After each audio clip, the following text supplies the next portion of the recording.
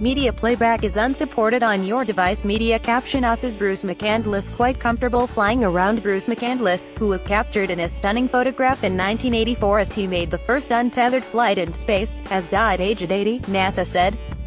With a jetpack, McCandless traveled 100 meters (328 feet) from the space shuttle. That may have been one small step for Neil, but it's a heck of a big leap for me, he joked, adapting astronaut Neil Armstrong's famous moon landing line. Armstrong's words were in fact relayed to McCandless, who was in mission control for the moon landing in 1969. His voice was recorded in those era-defining moments, communicating with Armstrong and his fellow astronauts Buzz Aldrin and Mike Collins as they planted the U.S. flag on the moon. "Oh, it's beautiful, Mike. It really is," he said over the radio. He died at home in California on Thursday, NASA said. No cause of death was given. The iconic photo of Bruce soaring effortlessly in space has inspired generations of Americans to believe that there is no limit to the human potential, said Senator John McCain, who was a classmate of McCandless at the U.S. Naval Academy. Propelled into the dark void, McCandless was the youngest of 19 astronauts selected by NASA in 1966 to join the space program. He was 28, with a Navy career that had seen him in action during the Cuban Missile Crisis. It would be 1984 before he first flew to space, at the age of 46, but his untethered flight captured the imagination of a public that was becoming accustomed to space flight. McCandless orbited at 18,000 miles per hour, 29,000 kilometers per hour, using a hefty jetpack to propel himself away from and then back towards the space shuttle. Image caption: Bruce McCandless pictured with his jetpack in 1982 at a post-flight news conference back on Earth. He said he had experienced no fear of flying loose from the craft.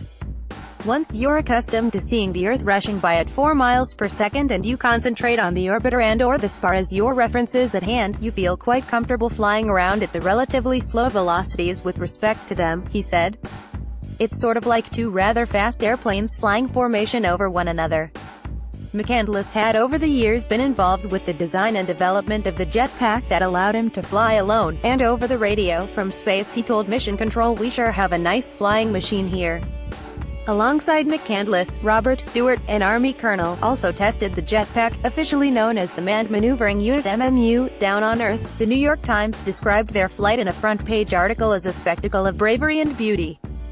Free from any lifeline and propelled into the dark void by tiny jets, they became, in effect, the first human satellites, the paper wrote.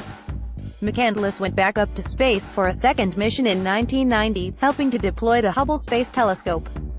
In total he spent 312 hours in space, 4 of them flying the MMU. In a 2015 article for The Guardian, he reflected on the photo which made him famous, noting that he had his visor down because he was looking at the sun. "It's also one of its attractions. My anonymity means people can imagine themselves doing the same thing," he wrote. Like Neil said in 1969, "I was representing mankind up there." McCandless is survived by his wife, Ellen Shields McCandless, 2 children and 2 grandchildren.